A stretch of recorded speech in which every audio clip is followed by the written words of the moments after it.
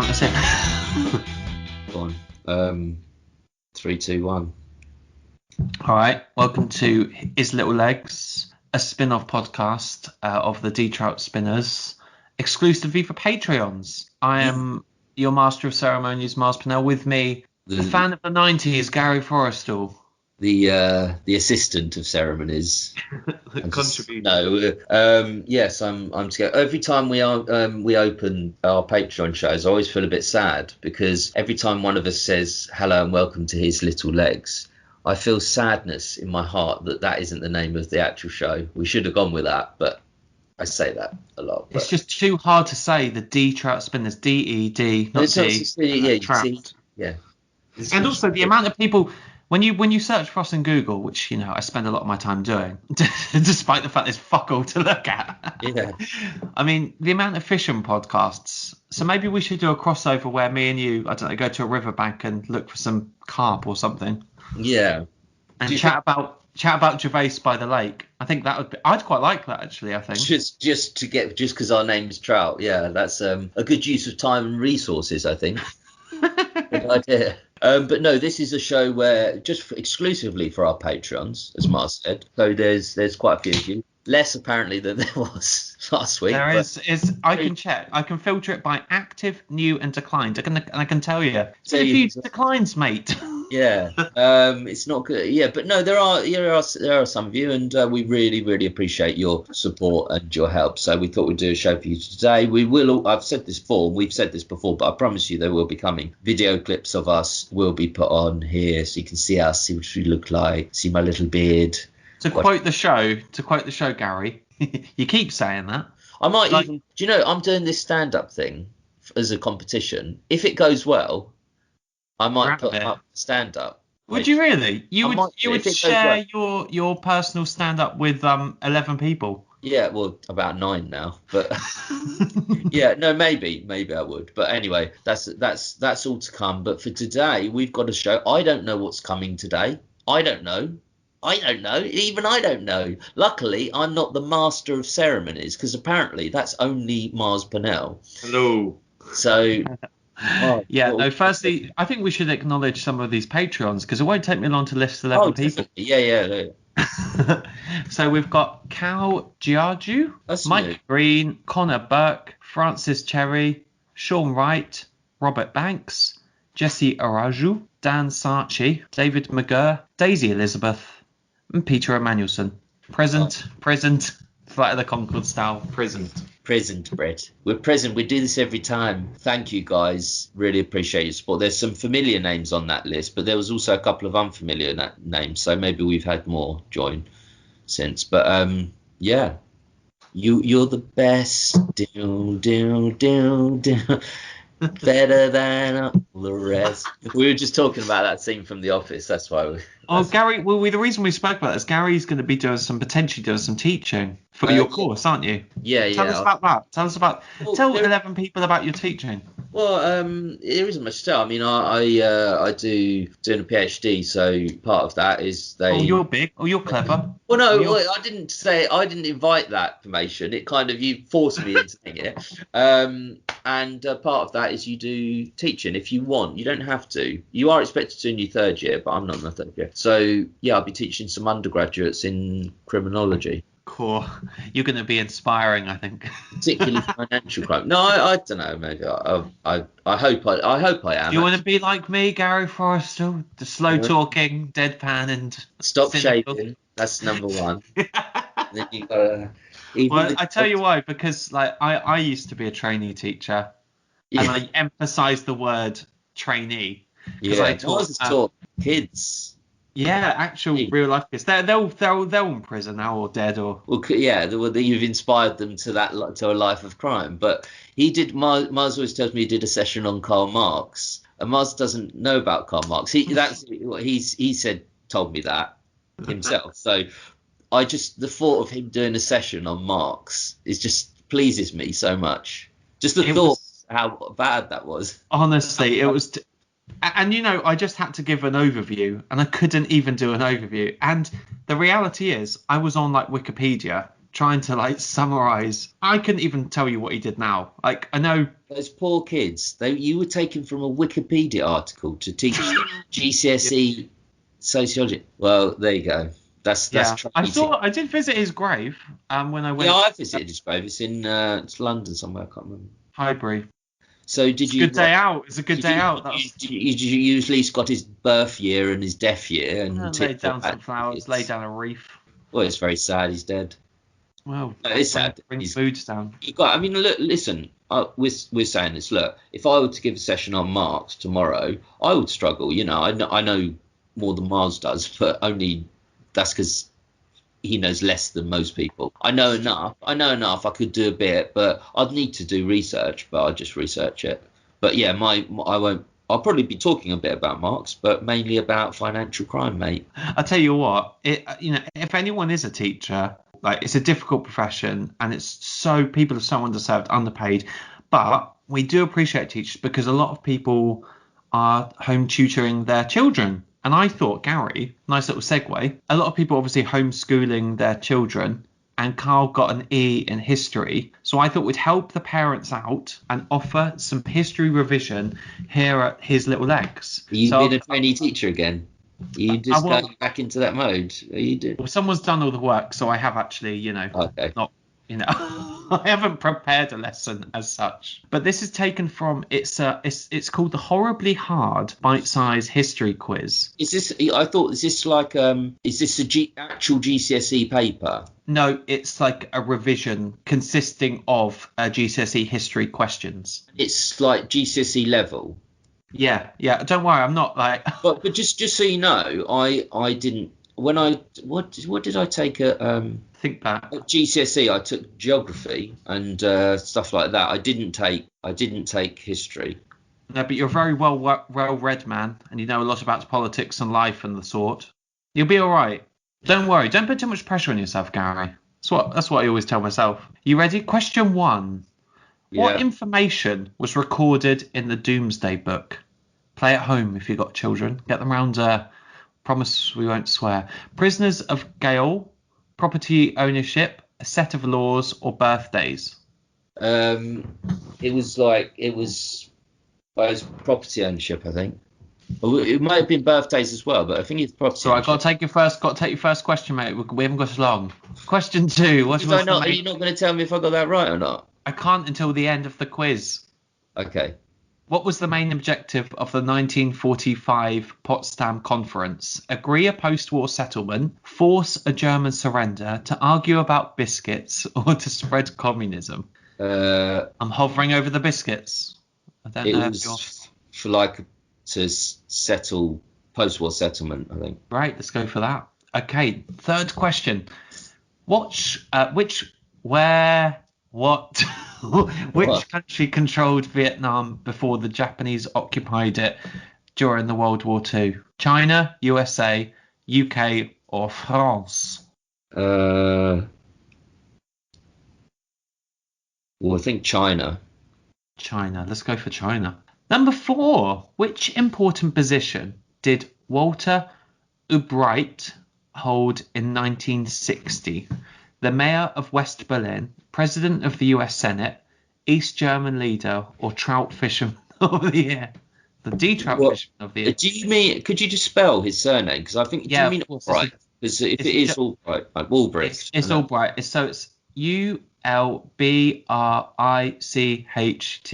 He was the leader of East Germany.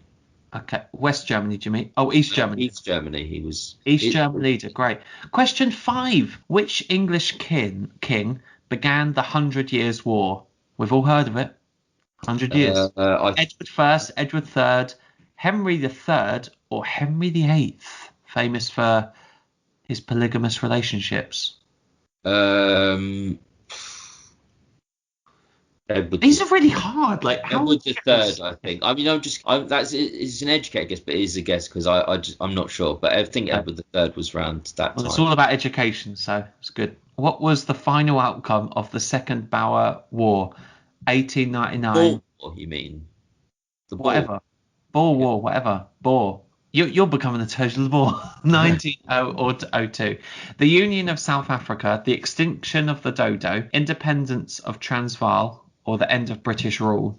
The Boer was the Union of South Africa, I think.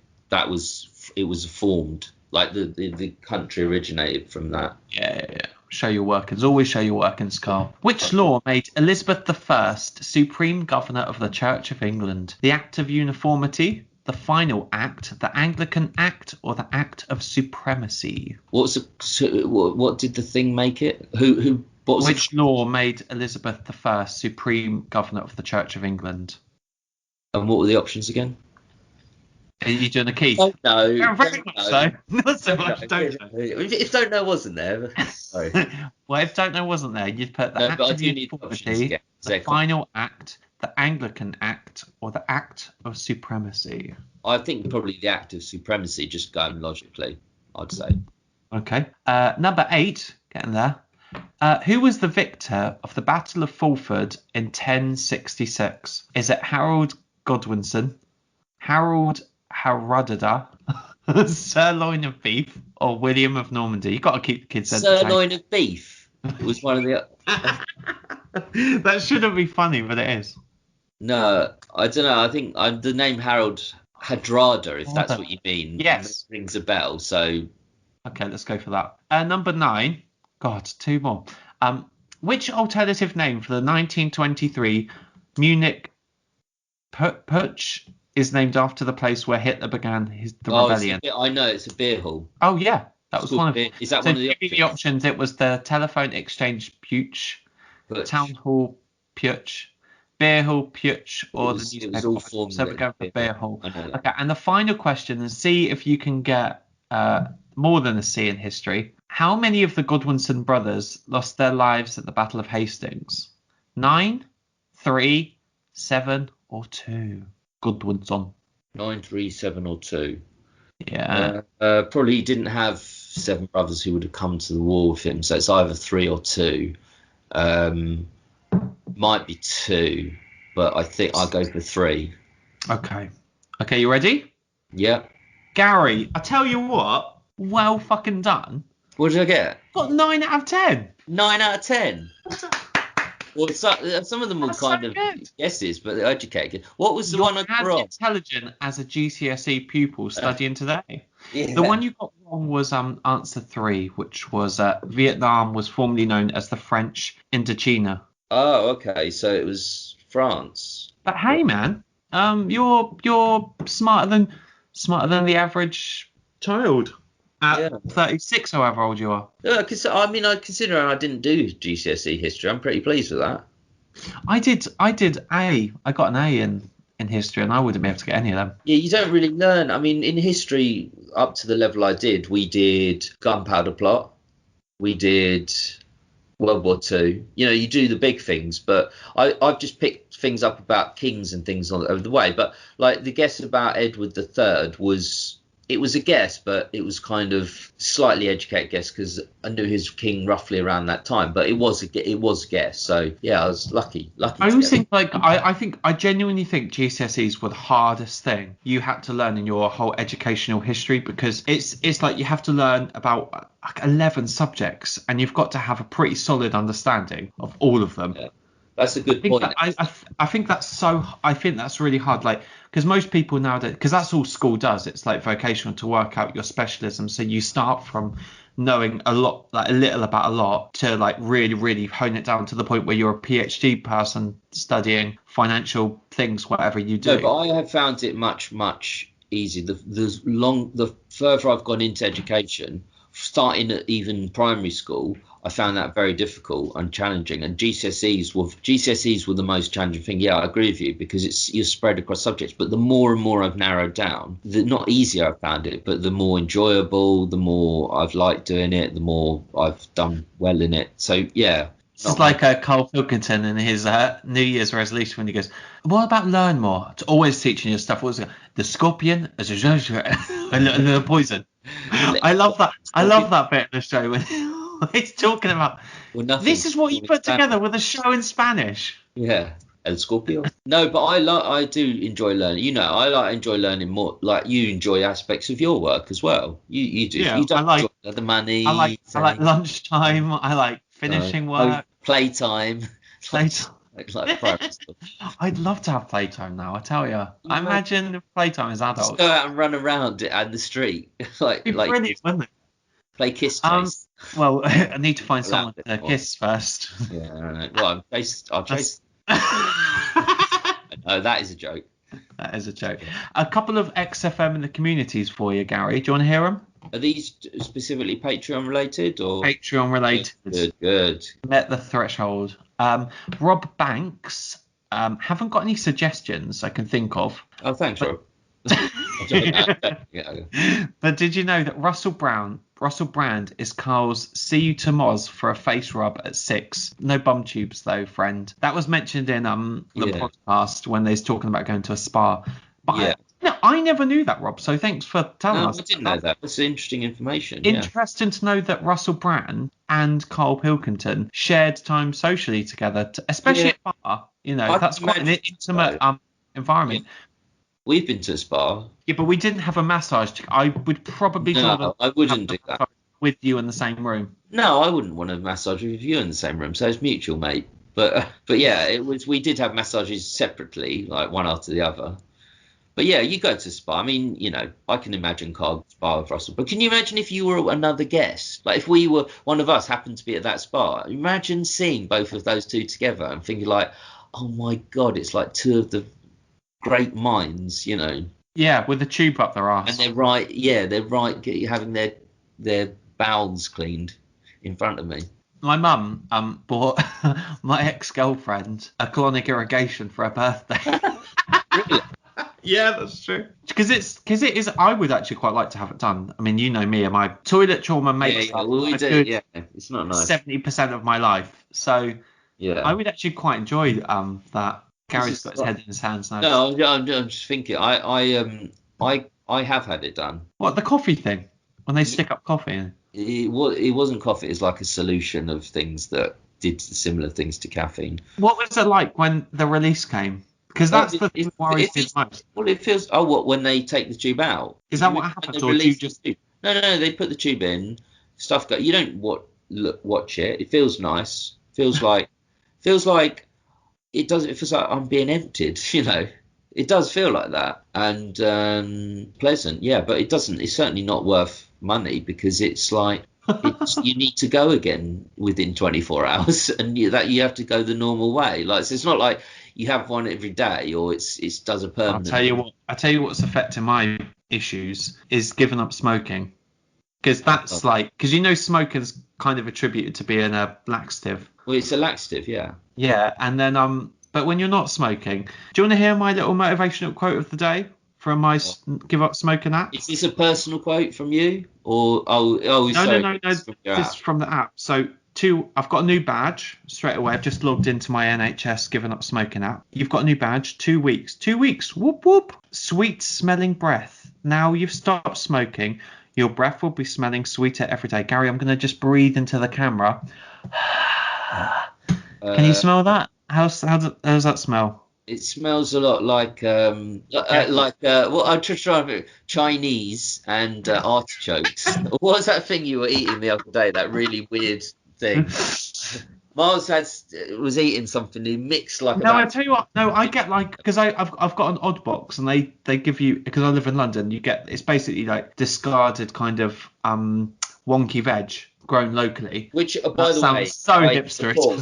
No. But you should, if you're in the supermarket, buy the veg that looks the worst, because it's fine, unless it's like bruised or something. But we should all have veg that is misshapen. That's my motivational. Gary's new campaign. No, that's true. But we got some Jerusalem artichokes. I never knew what the bloody hell they were. And lovely. Oh yeah, I love her. I didn't even. So yeah, I'm on day 14. In the last week alone, your heart is healthier and your breath fresher and your energy is returning.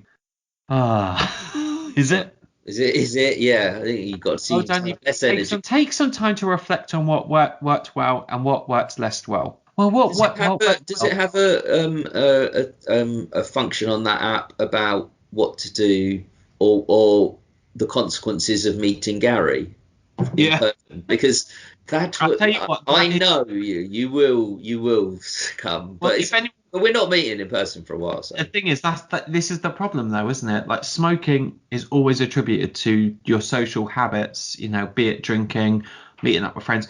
not always, No, not always, but for me, I think of it as good times with Gary. When we first met, Gary and I had actually stopped smoking, but because I wanted to be friends with Gary so much, and he was smoking his Marlboros, whatever it was, and I was like, I just started smoking again. Just to be friends. Miles didn't buy a cigarette was that? the whole year and a half of the first phase of me knowing him. He did not buy one cigarette. He used to have mine.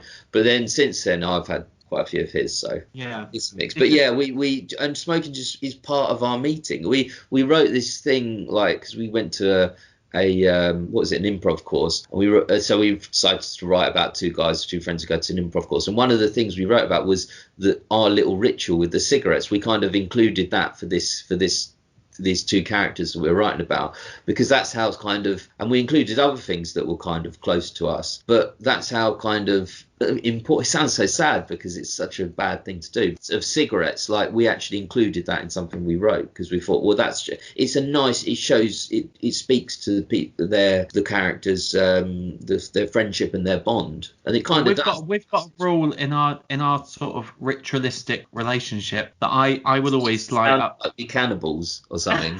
I know. So no, but I would always spark up first and then pass the lighter to Gary, and he will have a cigarette, and it's like I always prefer that, and that's what I'd like Mars to, because I don't want to be the first, because I don't want mine to run out first. So I want Mars. It's interesting, isn't it? Like all the sort of rituals that friends have, because I'm sure. What are your ritualistic habits in your own friendship at home? Spinnerspodcast@gmail.com. But I think a lot of people fill balloons with blood and hang them from the ceiling. That's their ritualistic habits. Daisy Elizabeth, I'm talking I love the little things that make up a close relationship. I think it's really, really special, and it shows a level of connection that's much deeper than just going out with someone for a pint. I like that. It fills me with joy as much as I can be. Absolutely. This is from Daisy Elizabeth. Daisy says, if offered the chance to go back in time and choose whether to work together or not, what do you think RSK would do? Carl would probably ask why he had been chosen. Yeah, I think they would all do it. Yeah, I can't see that. Their lives have been. I know Carl would be the least enthusiastic, but certainly Ricky and Steve would go back and not change anything, and because it's an important part of their development, I think, but together, like the shows, it probably helped their writing, really helped everything. Also, I think Carl would do it as well. Yeah, I think it was just probably the circumstances. Also, knowing what you know now, I was reading like this blog from Ricky Gervais a while ago. This was during the time of the podcasts, and he said that Carl has 3 houses, a London office, one in Kent. And he's getting just 3. But can you seriously just imagine that for 2 seconds? 3 in Carl's mind, that'll be like a worry, like a chore, like, oh, I've got 3 houses to worry about now, like to secure and to keep. Carl's like that. But yeah, obviously, you get rich, you buy houses. I mean, he's clearly a millionaire, and good luck to him. He's certainly earned it. And Ricky and Steve, we all know what Ricky's in the hundreds of millions or above 100 million. We all assume that, but I looked up the value, the worth of Steve, because it was something else we were doing on Twitter, or we're going to post something. I can't remember. And then I looked it up and I text Mars, and both couldn't believe it. I think it was like 45 or 50 million. That's his worth. Steve Merchant. That's crazy money. It's just it's eye-boggling, Steve. Yeah. We've got 100 quid, 111 quid.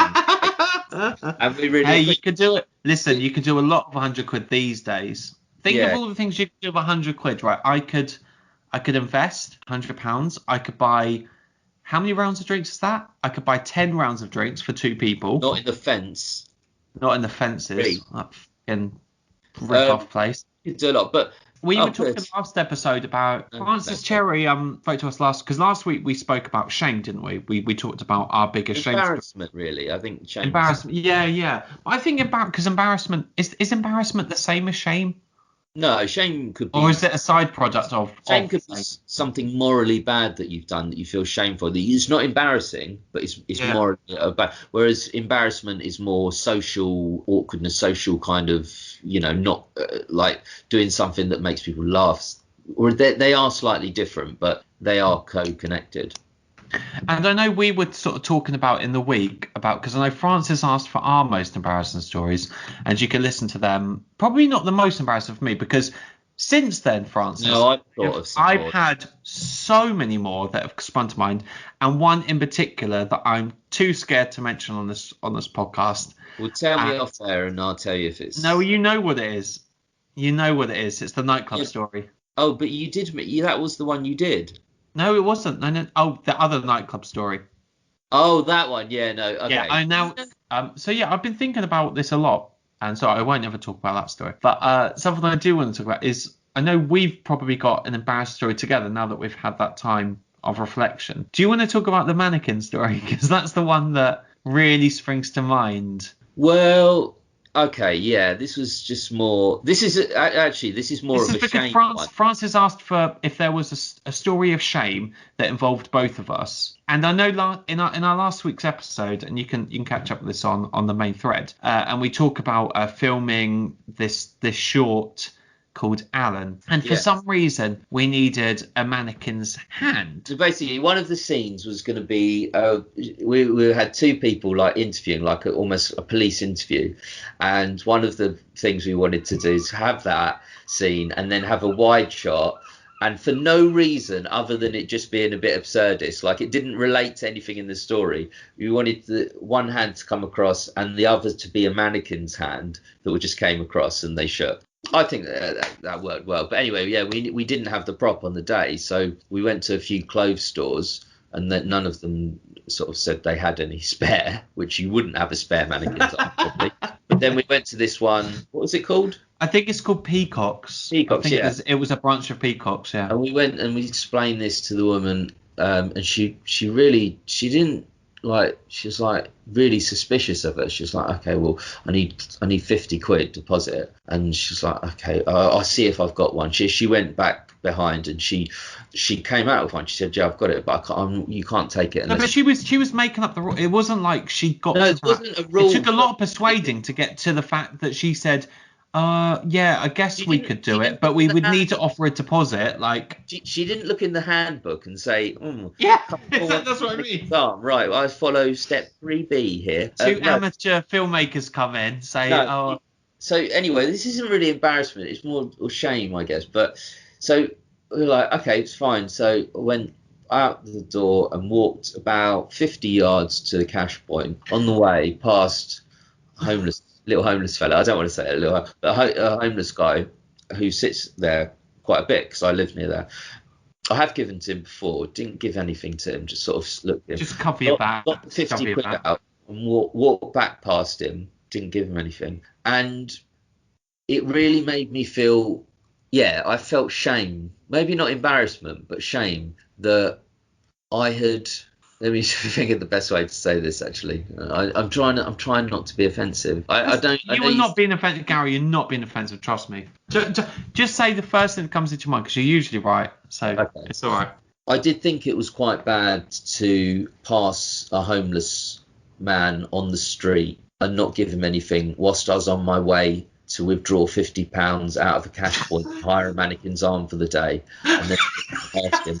And get the mannequin's arm. So that made me think, like, okay, that's not right. There's something not right here. Do you remember the funniest thing? Yeah, I don't think that's that bad. To be honest, I think it's quite funny and endearing. But it's just funny walking down the street with a mannequin's arm, knowing that I've got to return this in undamaged, in one piece. I think that was a good little scene, but I don't think you'll probably. Is that included in the? Will they see that in the Alan? Was that included in the final edit? That bit? Yeah. Okay. Yeah. We'll put that out. We'll put that out. But maybe I want to put it just to our patrons, but Mars says you're not worth it. That's what he says. Well, I want to put it out to as broad an audience as possible because I think it's important for the YouTube figures. Gary, I'm bored of talking to you, but I've enjoyed doing this show actually. Yeah, a little bit different. But what's good about like his little legs? It's kind of it's a smorgasbord of different topics. It's a little bit whir, a little bit way, a little bit.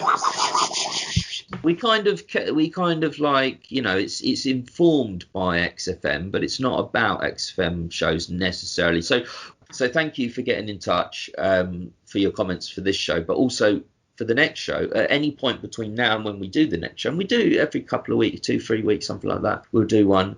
But let us know the topics you'd like us to talk about. Let us know a quiz you'd like Mars to give me, or me to give Mars, or whatever. Just let us know something and we will look to do it. And but thank you so much for all your support. We really appreciate it. And we will see you next time. But the main show will be out next week.